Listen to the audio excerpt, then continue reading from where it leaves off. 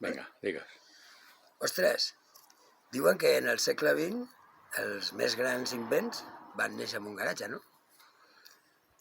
Jo he sigut protagonista, partícip, cooperador entusiasta d'un projecte en el segle XX, cavall del XX i XXI, que no va néixer en un garatge, va néixer en una terrassa.